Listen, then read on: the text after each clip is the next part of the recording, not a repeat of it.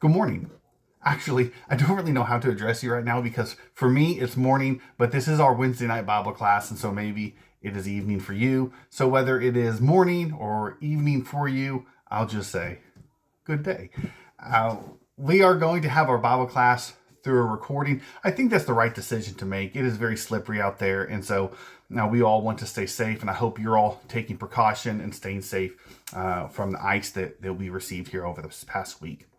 I will say this, though, that the class I was going to teach was really geared more towards having discussion. And so that's kind of hard to do through a recording. And so what I want to do is basically, I want to spend a little bit of time reviewing what we discussed last week and then sharing with you some questions that I plan to ask next week. So my goal is that the passage we went over is Matthew 28, 18 through 20, and I want us to have some discussion about that. And so if I share with you the question now, I'm kind of hoping that maybe throughout the week, one or two or three of those questions will kind of resonate in your mind, and it'll cause you to think about some of the things that we have discussed and will discuss, and you'll be able to bring some of that to our conversation next week, and we'll be able to have a really good and interactive conversation that's helpful to everybody in the room. And so what I'll do throughout this class is I'll just briefly review some of the things we talked about last week, and then remind us of the passage, and then share with you the questions. I'll give you a few of my thoughts, but I don't want to give you too much of my thoughts. I'll share with you a few of them, and then we will hopefully bring that into next week's class and be able to have a really good and rich discussion. So if you remember, this whole quarter is about discipleship, and throughout the quarter there's basically three major concepts that I wanted to discuss concerning discipleship. The first one is just what discipleship is. You might remember we discussed last week that Jesus' first followers had a real basic, kind of simple or somewhat easy to understand idea of discipleship, and that is follow. Like they just, they would even say things like, we left everything to follow you. And so when Jesus went to a certain town, they followed him there. When Jesus taught a message, they were there, and they just always were with him, and they were engaging with him, talking to him, learning from him. They were seeing the way he interacted with people. They were learning the things that he taught. They were learning his manner of life and the way he spent his waking hours.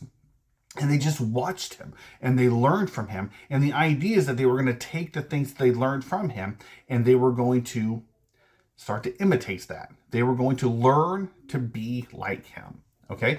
Well, we obviously can't follow them in the same way that the first disciple follow him in the same way the first disciples followed him.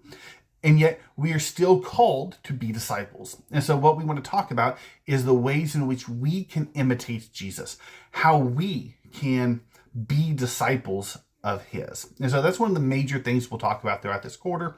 We'll talk about the practice of spiritual disciplines, and that those are things that Jesus practiced.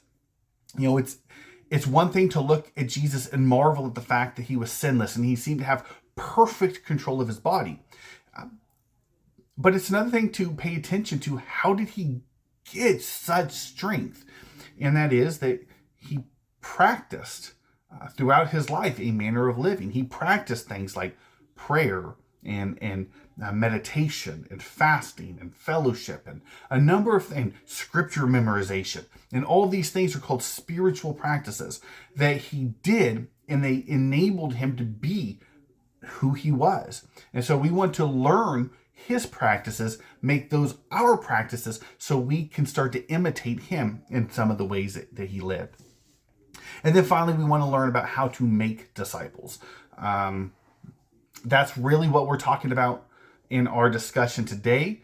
You remember that we left off with this command that Jesus gave his disciples before he ascended to the Father. And that is often called the Great Commission, where Jesus said in Matthew 28, verses 18 through 20, and Jesus came and said to them, all authority in heaven and on earth has been given to me. Go therefore and make disciples of all nations, baptizing them in the name of the Father and of the Son and of the Holy Spirit, teaching them to observe all that I have commanded you. And behold, I am with you always, even till the end of the age. And so that's the passage we discussed last week. Next week, I want us to have some discussion about that. And so I've come up with a few questions that I think will start that conversation. And I want to share those with you, give you a few of my thoughts, and then maybe you could think about these things as we prepare for our discussion next week. Okay, so the first question that I have is that Jesus obviously began by saying that all authority in heaven and on earth was given to him. So here is the question. How does his authority shape the way we understand discipleship? Okay, so I want us to think about that. I will tell you just off the top of my head, I think of two ways it impacts me when I read this passage. The first might be the most obvious, and that is that he's giving a command, and that the command is to make disciples. And so why am I going to do that? Right? Why would the first disciples and the apostles do that? Well, it's because they understood the authority of Jesus. When Jesus speaks, we do, right? He's ultimate authority. Authority in heaven and on earth, all of it has been given to him. But there's a second way in which I think this impacts discipleship. And I think it might be maybe the way we need to discuss more, and maybe it will impact us a little bit more. And that is that when we're making disciples, I do think that needs to be the primary focus, is helping people understand his authority. And so it's why the first apostles and the first disciples became disciples of him, is because they learned who he was. And I want us to focus when we're attempting to carry out this command of making disciples. I want us to think about, how can I teach this person the authority of Jesus? And so like what I hope we'll discuss next week is one, how does understanding the authority of Jesus impact my life? And how can I get somebody else to understand that? How can I help the people that I study with, the people I engage with, the people who maybe I work with or go to school with, or people I interact with on a regular basis? How can I help these people appreciate Christ's authority? Because ultimately, I do believe that if people will understand his authority, everything else kind of falls into line. And so that's one thing I want us to discuss. How can we help people appreciate and understand the authority of Jesus? A second question is this: who is responsible for making disciples? Is it just the apostles that he's talking to? I mean, that's the immediate context, right? He has his group of disciples around, or his group of apostles, and he tells them, y'all go do this. And so is it just for them? I will tell you, and you probably know this, that throughout church history, basically unanimously, everyone appreciates the fact that while this was originally given to the apostles and the disciples, it's a command that's supposed to continue on beyond them. And so as we think about how that command given to them impacts us today, the question is like, how do we do that? You know, and how does that like impact other teachings in the Bible? Like James 3:1 says, let not many of you become teachers. You know, knowing that you'll incur a stricter judgment. How does that play a role? You know, when Ephesians chapter 4 lists various gifts that Christ gives to the church, and he says he's given some to be evangelists, some, teachers, and some pastors and things along those lines. Like, how does that play a role? Is everybody supposed to be involved in evangelism? Or is it just evangelists? Is it just teachers? Is it just church leaders? Who is this command for? And how are we all supposed to, or are we all supposed to engage in this command? And so that's something that I think will be helpful for us to discuss and to think about. A third question is, how does the command to make disciples differ from usual methods of evangelism, or does it? And so I will tell you, I think that it does. I think that our usual methods of evangelism are not focused on discipleship.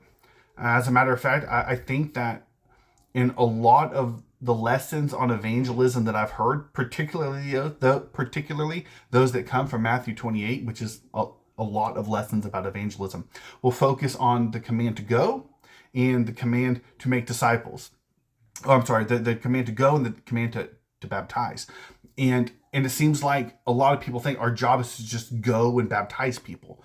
But that's not what the passage says. The passage says to make disciples. Like, that's the imperative. And then the participles that attach to that command are go, baptize, and teach. And so I will say this. I don't think you can have a disciple without baptism. Baptism is a necessary part of discipleship. The passage seems to clearly teach that baptizing is a necessary element when it comes to making disciples. However, I think it's also true you can baptize 1 million people and have made 0 disciples. And so what I want us to think about and what I want us to discuss is how can we focus on making disciples, followers of Jesus. Baptism is going to be a part of that. But if you just baptize people, you haven't made a disciple. You have to focus on the discipleship, which will necessarily include the baptism and the teaching and the going. But the making the disciples is the highlighted section. It's the primary section of this passage. And we need to talk about how in our evangelistic efforts can we do a better job of making disciples. Okay? And then a next question is, how does baptism relate to the command to make disciples? So we've talked about this briefly already. Baptism, again, is a necessary part of the disciple-making process. Jesus clearly taught that. But why baptism? Like, what is it about going underwater and coming up out of water that makes a follower and that makes a disciple and a learner of Jesus? How does baptism relate to discipleship? And that's something that I think is important to think about. Obviously, last week we talked about the fact, that just a clear sign that Jesus was baptized. And so if he was baptized and I want to be like him, then I'm going to be baptized also. But there's also the element of baptism as a symbol of something else, of a death, a burial, and a resurrection. And I think that is the part that we really need to focus on. Not that we don't pay attention to the other, that's important too. But when we're trying to make disciples, we need to emphasize a reality that what's happening is more significant than just the water. There is a death to self. There's a burial of self, and then there's a new life that is being given. And that needs to be understood by people as we attempt to make disciples, that the life that they're living now is necessarily different than the life that they were living before. And then the next question is there a difference between teaching information and teaching obedience? I will tell you, I think that there is. And I think that sometimes we do a poor job of teaching obedience while we focus a lot on teaching information. I equate it to someone maybe teaching a sport. It's like someone teaching a little kid how to swing a baseball bat. You could sit there and tell them, grab the bat, grab it at its base, put the bat up and swing it. But a good coach is actually going to walk them through it. That the kid will actually observe the coach do it himself. He'll pick up the bat, he'll grab it, he'll align his knuckles, or however he does that. He'll put the bat in the right type of position, he'll swing it, and then he will give the bat to the kid, and the kid will do it. The coach will watch it, and he'll adjust his hands, and he'll adjust the bat in his hands, and he'll watch what he does. He'll encourage him when he does well, and he'll correct him when he does not do well. And even professional baseball players still have hitting coaches who watch them and observe them and watch for the ways in which they're swinging the bat, the ways in which they're hitting to make improvements. But to teach obedience, to teach discipleship is more than just teaching a lesson. Do this, don't do this, do this, don't do this. There's actually a time effort put upon us to where if I'm going to make disciples, if I'm going to teach obedience, I need to spend time with people who are trying to be disciples, who are trying to obey, and encourage them when they do well, and help correct them in kind and loving ways when they don't do well. But teaching obedience is more than just giving information about what is right and what is wrong. So I want us to think about how can we be better at helping others obey Jesus and spending time with them and teaching them. And how can we do that for ourselves? How can I help you, or how can you help me, as we're all trying to fulfill this great commission? And then the last question that I want to ask, and I want us to think about, is why do you think Jesus ends the Great Commission with the promise of his presence? So we kind of talked about it. We'll talk about it more in our class next week, that when Jesus gave the command, we all believe that though it was given to the apostles, it was given to his disciples who followed him at the time, the command is supposed to radiate, it's supposed to go on. It's supposed to continue on after the original apostles and disciples have all died and gone to their reward. So if the command is supposed to continue, then I think it's safe to say the promise is supposed to continue as well. So how are we supposed to believe that Jesus is with us? What should that do for us? In what ways should we think about that? And how should that encourage us? Do we ever, as we're living our lives and we're thinking about making disciples, is the reality of the presence of Jesus something that we think about, that we carry with us, that encourages us and that helps us to fulfill the command that he has given? Okay, so those are the questions that I think I want us to discuss next week. I hope that you'll take all of them if you have time, but at least one or two or three of them, and really give them some serious thought. And next week when we gather together, that we'll be able to engage in this conversation in a meaningful and helpful way. Again, I hope that this class was helpful for you. I hope that this piques your curiosity, engages your mind, and gives you something to think about throughout the week. I hope you stay safe. Hope you stay warm. I love you all. Have a great night, and I'll see you, hopefully Sunday. Bye-bye.